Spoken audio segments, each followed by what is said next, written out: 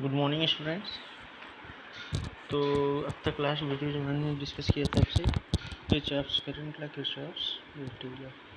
अब नेक्स्ट जो है टॉपिक हमारा वो है उसका नाम है मैक्सवेल करंट सर्कुलेटिंग लॉ, और साथ ही साथ उसको कहते हैं मेश करंट मेथड या लूप करंट मेथड, या सिंपली कहते हैं इसको लूप एनालिसिस या मेश एनालिसिस। क्लियर है? तो इस मेथड का यूज, लूप मेथड का यूज, मेश मेथड का यूज कैसे करते हैं और इसको किस तरीके से सर्किट में अप्लाई करते हैं उसको हम लोग समझेंगे डिटेल में। तो इसको समझने से पहले तो पुरानी चीज़ों को आपको रिकॉल कर दी जाए जो साइन कन्वेंशन को लेकर के हैं, कल जिसकी हमने बात की थी कि अगर सर्किट एनालिसिस के दौरान हमको कोई वोल्टेज सोर्स दिखता है या करंट सोर्स दिखता है तो उस दौरान हम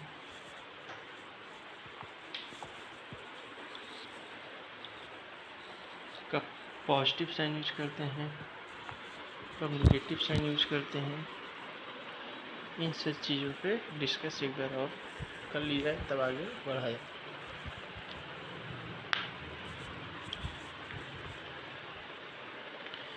तो अगर हमको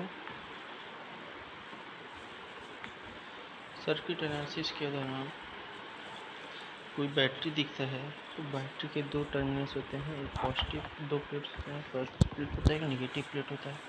तो सर्किट के एनालिसिस या तो हम क्लॉकवाइज डायरेक्शन में करते हैं तो एंटी क्लॉकवाइज डायरेक्शन में। जब क्लॉकवाइज डायरेक्शन में करेंगे या एंटी क्लॉकवाइज डायरेक्शन में करेंगे, इसके लिए कोई फिक्स पैटर्न नहीं है, आप फ्री हैं, चाहे जिस पैटर्न में आप कर सकते हैं। ठीक,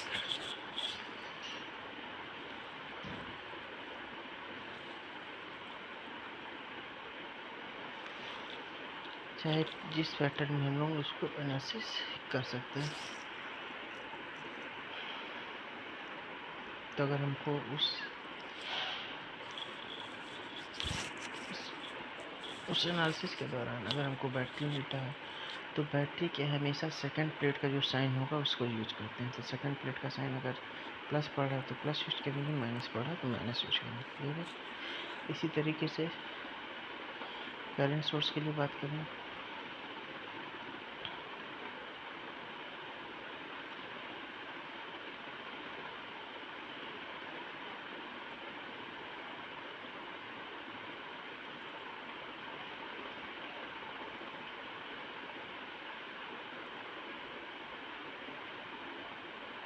करंट सोर्स के लिए बताया गया था कि करंट सोर्स का एक एरो हेड होता है जो करंट सोर्स की डायरेक्शन को रिप्रेजेंट करता है। तो अगर आपके ऑब्जर्व करने के डायरेक्शन, ऑब्जर्व मतलब कि क्लॉकवाइज ऑब्जर्व करें कि एंटी क्लॉक, अगर आप जिस डायरेक्शन में भी ऑब्जर्व करें उस डायरेक्शन में अगर करंट सोर्स का एरो हेड है तो उस केस में हम पॉजिटिव वैल्यू लेते हैं करंट सोर्स की, और अगर उसके अपोजिट है करंट सोर्स का एरो हेड तो हम निगेटिव वैल्यू लेते हैं करंट सोर्स की। इसी तरह रजिस्टर के लिए हमने बताया था कि अगर एक रजिस्टर किसी सर्किट के अंदर दो पॉइंट के बीच में जुड़ा हुआ है, ए और बी पॉइंट के बीच में, और उस सर्किट के अंदर उस ए बी पॉइंट के बीच में करंट फ्लो करने वाला करंट का डायरेक्शन भी ए टू बी है, ठीक, और उस सर्किट के एनालिसिस कर रहे हैं आप केवीएल अप्लाई करने के दौरान। तो अगर आप क्लॉकवाइज या एंटी क्लॉकवाइज जैसे भी मूव करें, तो मान लीजिए अगर क्लॉकवाइज मूव करते वक्त अगर हम सर्किट की analysis A to B direction में कर रहे हैं और रजिस्टर में फ्लो करने वाला करंट भी हमने बताया अगर ए टू बी है, तो उस दौरान जो रजिस्टर और करंट का जो गुणनफल आएगा, रजिस्टर और जो करंट का जो गुणनफल आएगा वो किसके बराबर हो, वो क्या होगा, विद माइनस साइन के साथ होगा। और जब विद माइनस साइन के साथ आई आर लिखते हैं तो उसको वोल्टेज ड्रॉप बोलते हैं। और यही अपोजिट केस होगा अगर कि मतलब जो रजिस्टर ए बी टर्मिनल के बीच में कनेक्ट है और करंट भी ए से बी फ्लो कर रहा है, आप सर्किट के एनालिसिस अपोजिट डायरेक्शन में कर रहे हैं, बी टू ए के डायरेक्शन में, तो उस दौरान जो करंट और रजिस्टर की गुणनफल आएगा वो पॉजिटिव आएगा, और इस पॉजिटिव आई आर को क्या कहते हैं, वोल्टेज राइज करते हैं। क्लियर है?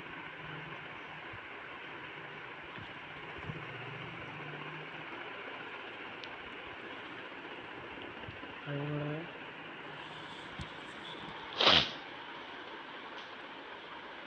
in this method we assume current अब इस हम अगर ये क्लियर है तो आपको मेश मेथड बहुत ईजी पड़ेगा, बहुत टिपिकल नहीं है।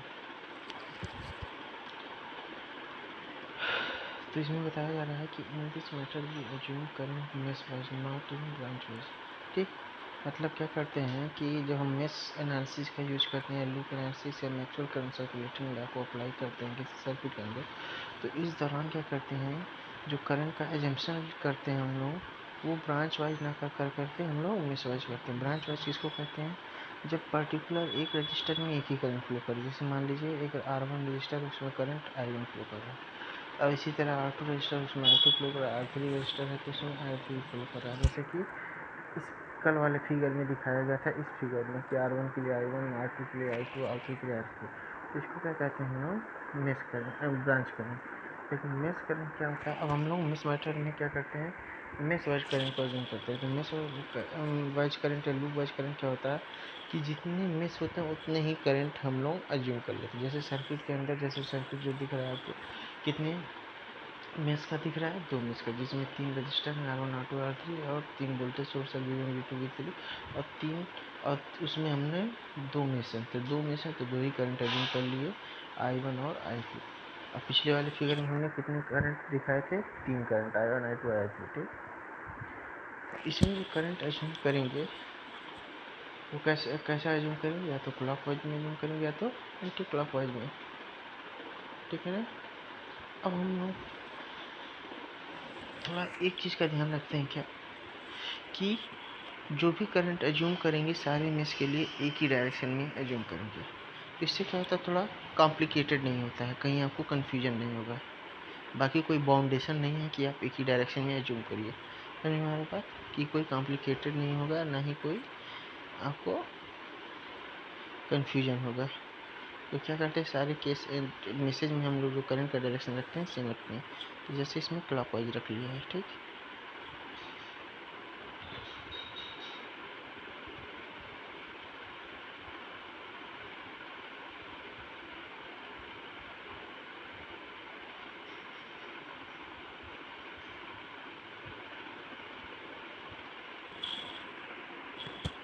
तो यहाँ पे देखें, अब एक एक करके एक एक मेश में हम KVL लगाएंगे। तो इसमें देखें करंट का डायरेक्शन कैसा है, दोनों में क्लॉकवाइज ले रखा है, I1 और I2। अच्छा, पहले ये समझा दिया जा रहा है कि I1 जो और I2 जो है, ठीक, तो मेश में जो करंट I1 है, तो उस मेश में जितने भी रजिस्टर होंगे उनमें उन सब में I1 का फ्लो होगा। तो जैसे पहला R1 है और फिर R2 है, मेश 1 में दोनों रजिस्टर हैं, यानी कि R1 के लिए, R1 में भी I1 फ्लो कर रहा है और R2 में भी I1 फ्लो कर रहा है। इसी तरीके से जो सेकंड मेश है वो क्या है, उसमें R2 है और R3 है, यानी कि R2 में भी I2 फ्लो कर रहा है और R3 में भी I2 फ्लो कर रहा है। तो इस तरीके से एक चीज़ हमको देखने को क्या मिल रहा है कि एक R2 एक ऐसा रजिस्टर है दोनों मेश में जो दोनों मेश के बीच में कॉमन है। समझ में आ रहा है बात, R2 एक ऐसा रजिस्टर है दोनों मेश में जो दोनों मेश के बीच में क्या है, कॉमन है। और जब कॉमन होगा तो मेश 1 का भी उसमें करंट फ्लो करेगा और मेश 2 का करंट भी फ्लो करेगा। तो कहने का मतलब ये है कि जो कॉमन रजिस्टर है उसकी पहचान कैसे करेंगे, जो दो मेश के बीच में होगा। ठीक, तो कॉमन रजिस्टर।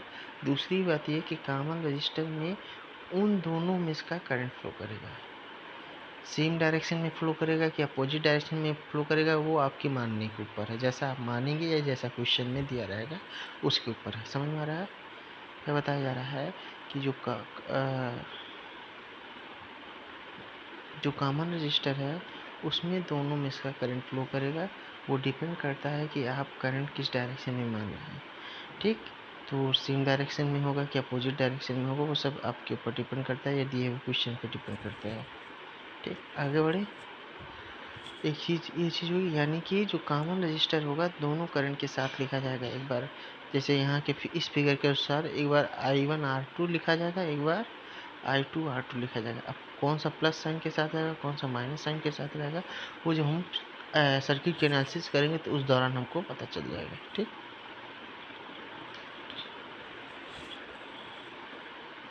तो देखें KVL लगाने जा रहे हैं। एग्जाम्पल के तौर पे आपको समझाया गया है कि अप्लाई KVL इन मेश 1। अप्लाई KVL इन मेश 1, तो मेश 1 किसको माना गया है, पहले वाले को। अब पहले वाले का पोर्शन क्या है, A B E F A. तो जो ये A B E F A लिखा गया है ये क्या है, पहले मेश का क्या है, पॉइंट है। तो A B E F A लिखने का मतलब कि हम सर्किट की एनालिसिस इस ऐसे कर रहे हैं, ए से बी चल रहे हैं, बी से ई चल रहे हैं, ई से एफ, ए एफ से ए चल रहे हैं। तो ये जो एनालिसिस है कैसा है, क्लॉकवाइज डायरेक्शन में है। ठीक, अगर यही लिखा होता है ए एफ ई बी ए लिखा होता है, ये एंटी क्लॉकवाइज डायरेक्शन में जाता है। तो हम क्लॉकवाइज डायरेक्शन में सर्किट की एनालिसिस कर रहे हैं और करंट का जो फ्लो है वो भी क्लॉकवाइज है। आगे बढ़ा जाए, तो जब हम ए टू बी चलेंगे तो ए टू बी के बीच में कितने एलिमेंट है, एक एलिमेंट है। और कौन सा एलिमेंट है, रजिस्टर R1 है। तो रजिस्टर R1 में फ्लो करने वाला करंट क्या है, मेष 1 में पड़ रहा है, तो मेष 1 का करंट I1 आपने मान रखा है। तो जब I1 मान रखा है तो क्या होगा, यानी कि I1 का जो फ्लो है ए टू बी है और हम भी ऑब्जर्व करें ए टू बी। तो हमने बताया था रजिस्टर के लिए कि रजिस्टर में फ्लो करने वाला करंट हमारे ऑब्जर्व करने के डायरेक्शन में होगा, तो उस दौरान जो रजिस्टर और करंट का जो गुणनफल होगा वो माइनस में लिखेंगे। ठीक, तो क्या लिखेंगे, माइनस I1 R1। ठीक, फिर आगे बढ़ेंगे, बी टू ई चलेंगे। तो जब बी टू ई चलेंगे तो उसमें कितने एलिमेंट है, दो एलिमेंट है। तो एक रजिस्टर है, एक वोल्टेज सोर्स है। तो रजिस्टर के लिए कैसे लिखना है, वोल्टेज सोर्स के लिए कैसे लिखना है, ये सब बता चुके हैं। बस आपको अब यहाँ ये ध्यान देना है कि जो रजिस्टर R2 पड़ रहा है वो क्या है, कॉमन रजिस्टर मेष 1 और मेष 2 के बीच का। यानी कि हमने बताया था कि इसमें दो करंट फ्लो करेगा, तो इसको दो बार लिखेंगे, एक बार IR2 लिखेंगे, एक बार I2 R2 लिखेंगे। लेकिन कौन सा प्लस में होगा कौन सा माइनस होगा उसकी बात करेंगे। तो हम कैसे चल रहे हैं, बी टू ई, और I1 कैसे चल रहा है, वो भी बी टू ई। यानी कि रजिस्टर R2 में फ्लो करने वाला करंट I1 भी बी टू ई चल रहा है, हम ऑब्जर्व भी कर रहे हैं बी टू ई। तो उस केस में क्या लिखेंगे, माइनस I2 R2। ठीक, अब बात करें I1 R2 minus I1 R2। और जो I2 करंट है उसका डायरेक्शन कैसा, वो भी क्लॉकवाइज है। तो क्लॉकवाइज होने के कारण वो कैसे चल फ्लो करेगा, B to C, C to D, D to E, E to B. मतलब R2 रजिस्टर के लिए कैसा फ्लो करेगा, वो ई टू बी। लेकिन हम मेष 1 की एनालिसिस कर रहे हैं, मेष 1 के एनालिसिस के दौरान हम कहीं किधर चल रहे हैं, ई टू बी चल रहे हैं। यानी कि जो I2 करंट है R2 रजिस्टर में हमारे ऑब्जर्वेशन के अपोजिट है। तो अपोजिट हो जाएगा, तो उस केस में जो रजिस्टर और करंट का गुणनफल होगा वो कैसा लिखेंगे, पॉजिटिव। यानी कि क्या लिखेंगे, प्लस I2 R2। फिर नेक्स्ट आगे बढ़ेंगे, रजिस्टर का हो गया। अब नेक्स्ट बढ़ेंगे तो वोल्टेज सोर्स आ रहा है, कौन सा voltage source, V2 voltage source. तो हम किधर चल रहे हैं, B2। तो हमने क्या बताया था कि हम जैसे भी मूव करें सब ओके है, लेकिन जब भी वोल्टेज सोर्स दिखेगा तो उसके सेकंड प्लेट का साइन चूज करेंगे। तो सेकंड प्लेट कैसा है, छोटा, और छोटा किसका सिंबल होता है, माइनस का। तो क्या लिखेंगे, माइनस V2। इसी तरीके से आगे बढ़ेंगे, बी टू ई वाले लाइन का काम खत्म हो गया। अब E2F चलेंगे तो इसमें कोई एलिमेंट नहीं है, पास करते हुए आगे बढ़ेंगे। फिर F2A चलेंगे, तो F2A चलेंगे तो एक ही एलिमेंट है जो कि वोल्टेज सोर्स है। अब वोल्टेज सोर्स क्या है, हमने बताया हमारे डायरेक्शन के जैसा भी मूव करेंगे, लेकिन बैटरी का सेकंड प्लेट, तो सेकंड प्लेट कैसा है, बड़ा है, तो बड़ा यानी कि प्लस। तो प्लस V1 हो गया ना जी। तो प्लस V1 हो गया इज इक्वल टू 0, क्योंकि आप इससे चल करके ए पे आ गए, यानी कि क्लोज पाथ कंप्लीट हो गया। क्लोज पाथ कंप्लीट हो गया तो इक्वल टू क्या करेंगे, 0 करेंगे।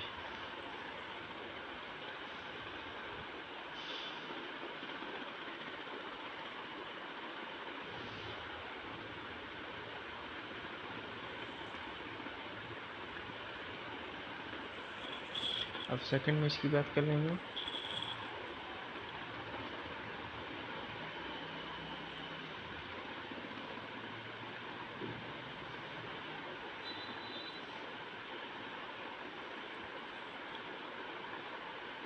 सेकंड में इसकी बात कर लें तो सेकंड में इसमें लिखा क्या है, अप्लाई कीजिए मेश 2।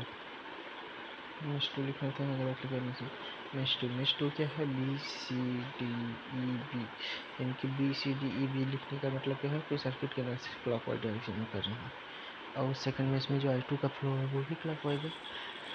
तो जब पहले बी टू सी चलेंगे तो बी टू सी जब मूव करेंगे तो बी टू सी के लिए कैसा है, करंट का डायरेक्शन क्लॉकवाइज।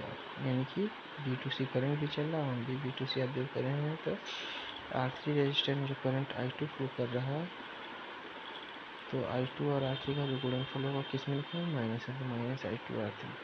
फिर हम C2D चलें, C2D में केवल B3 है तो B3 के लिए सेकंड प्लेट यानी कि -B3।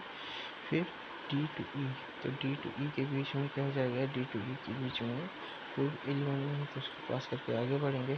फिर हम E2B में करेंगे, तो E2B में पहले वोल्टेज सोर्स आ रहा है तो पहले उसको लिखेंगे। तो वोल्टेज सोर्स का सेकंड प्लेट क्या पड़ा है, बड़ा बड़ा मतलब पॉजिटिव, पॉजिटिव मतलब प्लस V2।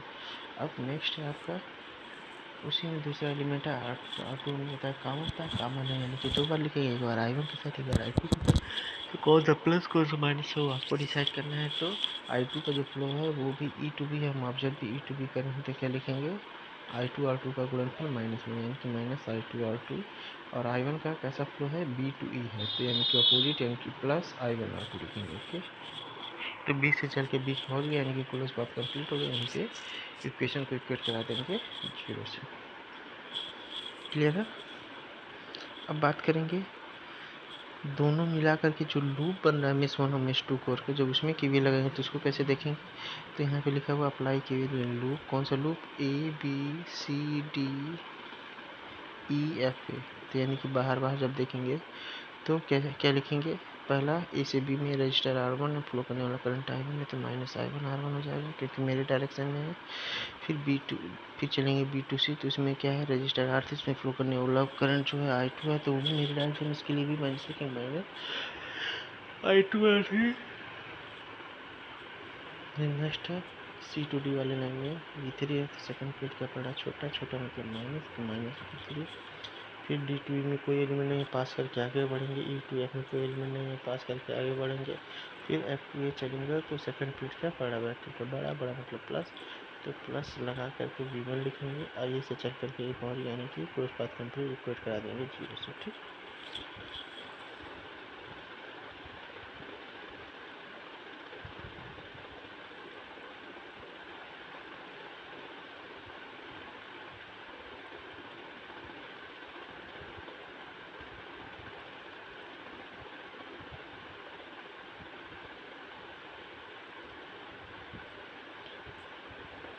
तो मान लीजिए यहीं पे एक चीज़ ये भी बता दिया जा रहा है कि अगर आपसे क्वेश्चन में पूछा जा रहा है कि find the current in R1, तो आपको बस सिंपली इस मेथड में ये देखना है कि जिस रजिस्टर को भी पूछ रहा है, जिस रजिस्टर में भी करंट पूछ रहा है वो किस मेश में पड़ रहा है।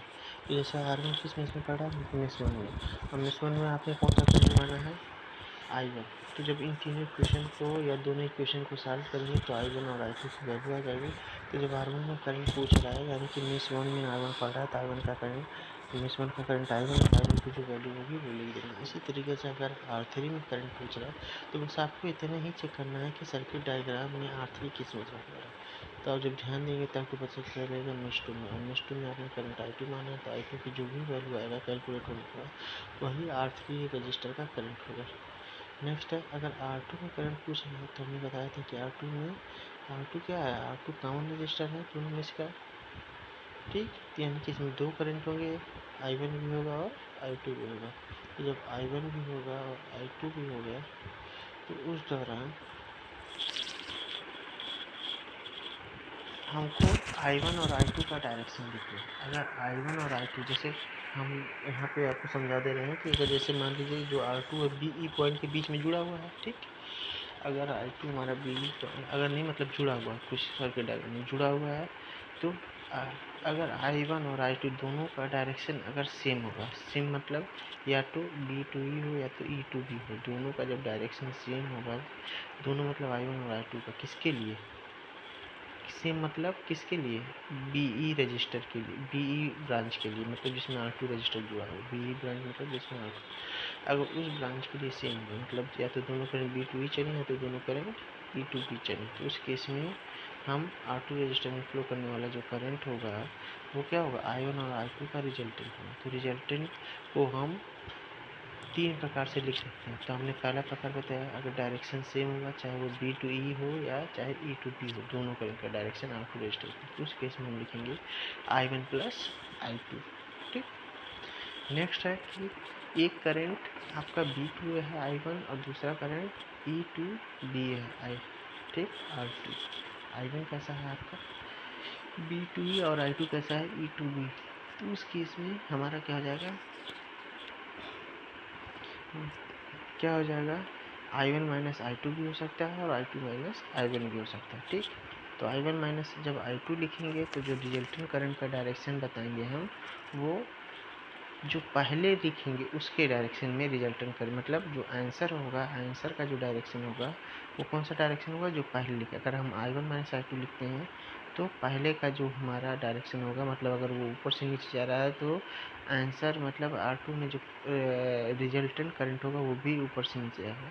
अगर हम I2 माइनस I1 लिखेंगे तो उस दौरान क्या होगा, हमारा जो R2 में करंट होगा रिजल्टेंट करंट का, वो कैसा होगा, उसका डायरेक्शन नीचे से ऊपर होगा, क्योंकि I2 नीचे से ऊपर फ्लो कर रहा है। ठीक, इस ये पॉइंट आपको ध्यान देने वाली चीज़ है। बाकी अगर कॉमन रजिस्टर नहीं है तो सिंपल है, कॉमन रजिस्टर नहीं है तो हमने बताया जिस मेष में पड़ेगा तो उस मेष में जो भी करंट आप एज्यूम करेंगे उसकी जो वैल्यू आएगा वही उसका आंसर कहलाएगा।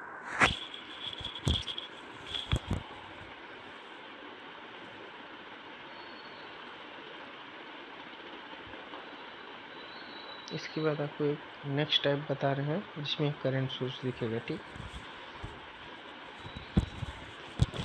तब तक इसको दोबारा समझिए आप लोग।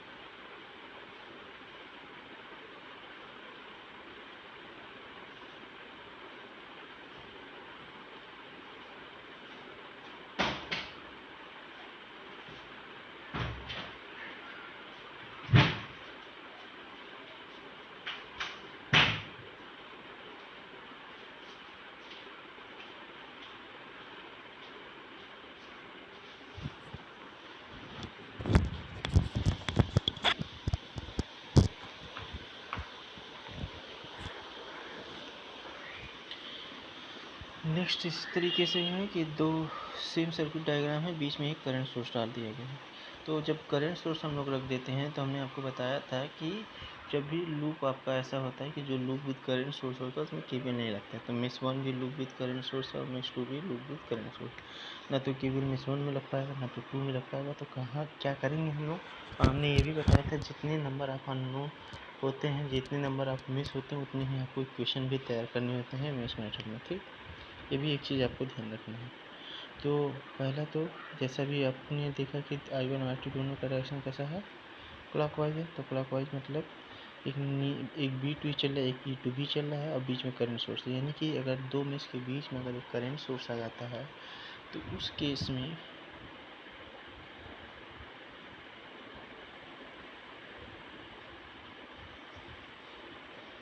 केस में क्या करते हैं, जो उन दोनों करंट का जो रिजल्टेंट होता है I1 और I2 का, वो उस करंट सोर्स के बराबर होता है। तो रिजल्टेंट लिखने का तरीका हमने अभी बताया कि अगर एक कॉमन ब्रांच है या कॉमन रजिस्टर है तो उसमें उन जो दो करंट फ्लो कर रहे हैं तो उनका जो रिजल्टेंट होगा। चलिए इसको नेक्स्ट वीडियो में बात करते हैं। ठीक, तब तक के लिए धन्यवाद। Thank you very much.